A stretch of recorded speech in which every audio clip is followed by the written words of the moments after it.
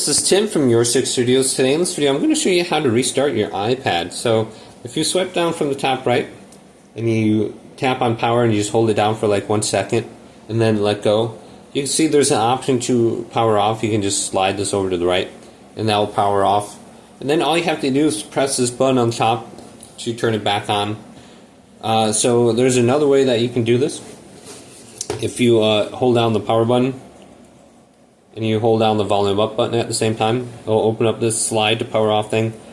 Now to actually restart it, there's no restart option in the menu. You have to press up, down, hold down the power button, and when the screen goes black, just let go. And this will force restart it. So if it's ever frozen or anything like that, or if you just want to restart it without powering it off first, this is a way that you can do it. So it should go to the Apple symbol and turn on now. So that's a way that you can restart it. So hopefully this video did indeed help you out.